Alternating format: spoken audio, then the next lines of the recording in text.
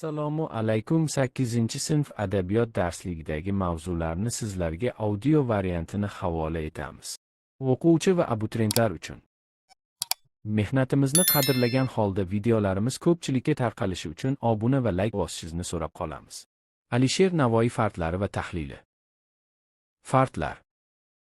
Arabcha fard so'zi eski o'zbek tilida yakka, tanho, yolg'iz, boshi ochiq, sheriksiz, yagona, benazir, bir kishi ajralib turadigan degan ma'nolarda qo'llanadi. Xalqimiz orasida uchraydigan Farid va Farida ismlari ham shu ma'nodan kelib chiqib qo'yiladi. Biroq adabiyotshunoslikda uning alohida ma'nosi mavjud. Garchi eski tilimizda fard gazalning alohida ajralib turadigan, eng ta'sirchan bir bayti, ya'ni shohbayt ma'nosida ham ishlatilgan bo'lsa-da, hozir bu so'z O'zbek mumtoz she'riyatidagi faqat bir baytdangina iborat alohida, mustaqil lirik janrini ifodalaydi. Alisher Navoiy asarlar bitgan 16 lirik janrning biri fard. Shoir alohida mustaqil asar sifatida bitilgan barcha fardlarni bir yerga jamlab, Favoid ul Kibar devoni tarkibiga kiritgan. Devondagi fardlarning umumiy soni 86 ta. Fard ixcham hayotiy xulosalar uchun eng qulay janr hisoblanadi. Fardlarda Navoiy fikr-mulohazasi, ko'rgan-kechirgandan chiqargan xulosasining mag'zini aytib qo'ya qoladi. Shuning uchun shoirning aksar fardlari xalq maqoli yoki hikmatli so'z, aforizm kabi jaranglaydi, kuchli ta'sirchanlikka ega bo'ladi, o'quvchilar tarafidan tez yod olinadi. Bu janrning ko'p namunalarida pand-nasihat xususiyati ustunlik qiladi. Fardlar xuddi gazalning matlasi kabi a tarzda juft qofiyaga ega bo'lishi ham, xuddi gazalning qolgan baytlari kabi ikki misra o'zaro qofiyalanmagan shaklda kelishi ham mumkin. Navoiyning siz o'qib o'rganadigan fardlari a tarzda qofiyalangan. Biroq Navoiyning quyidagi fardida ikki misra o'zaro qofiyalanmagan. Belu og'zidan dedilar kim, degil afsonay, boshladim filhol kim, bir bor edi, bir yo'q edi. Yuqar yamonlik anga kim, kirar yamon el aro. Fardi.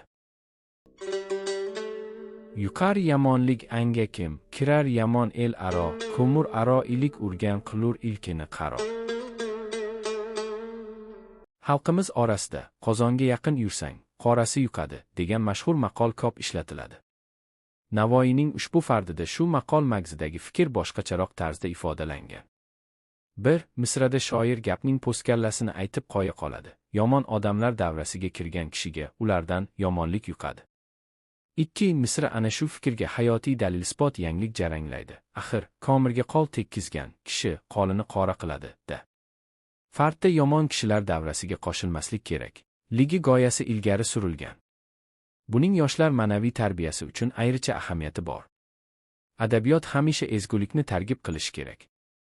Ezgulik targibi tushunchasi tarkibiga esa yomonliklardan qaytarish ham kiradi.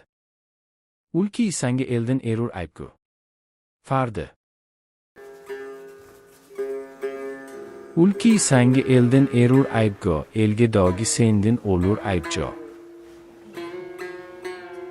Bu fard mohiyatida ham muhim bir pand yotibdi.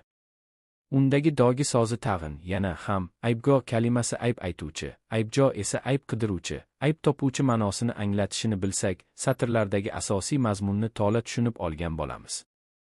Kimki senga odamlarning aybini aytsa, esingdan chiqarmaginki, u sendan ayb topib, boshqalarga ham aytadi, deydi shoir.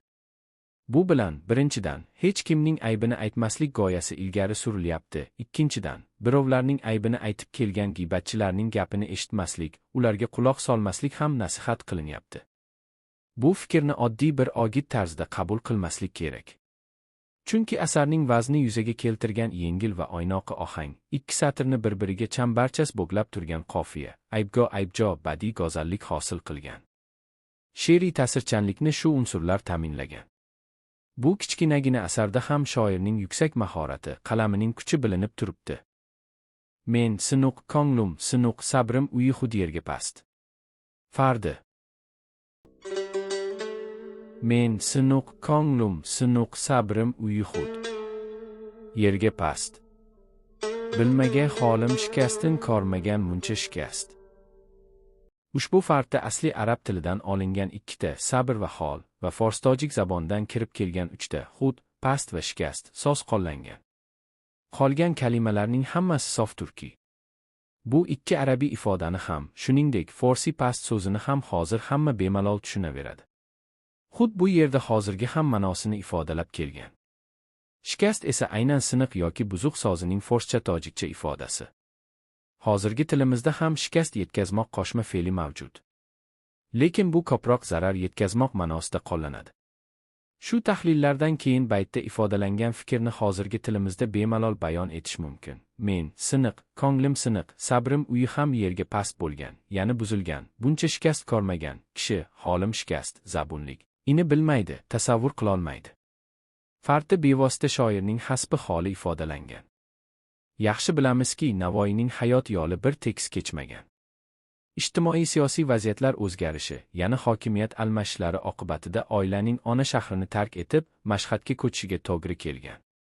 1466 yili esa ijtimoiy-siyosiy vaziyat 25 yoshli shoirni yana Hirotdan o'zga shaharga, Samarqandga kelishga majbur qilgan. Bular ulug' zot hayotining ko'pchilik bilgan mashaqqatlari. Inson sifatida u yana qanday siniqliklar, nohaqliklar, jabr va zulm ko'rgan bu o'ziga-yu Xudogagina ayon. Ushbu fard shoir ko'nglida kechgan ana shunday kayfiyat hosilasi sifatida qog'ozga tushgani aniq. Asarda har qanday kishi boshidan kechirishi mumkin bo'lgan holat va kayfiyat tasvirlangan. Shoir erishgan ijodiy muvaffaqiyatlar esa u bunday qiyinchiliklarni sabr-matonat bilan yengib o'tganini ham xayolidan o'tkazadi. Bu esa o'quvchida hayot mushkulotlardan tushkunlikka tushmaslik kerak degan dalda paydo qiladi. Yana bir narsani bilib olamiz. Navoiy nega asarlarda hayotning bori achchiq-chuchugini haddi alosida aks ettira oldi? Bu fard ana shu savolga javob topishga undaydi, chunki shoir hayotning achchiq-chuchugini ko'p boshidan o'tkazgandi. Shoir haq, kimki hayotda u boshidan o'tkazganchalik shikast ko'rmagan bo'lsa, uning holi shikastini bila olmaydi.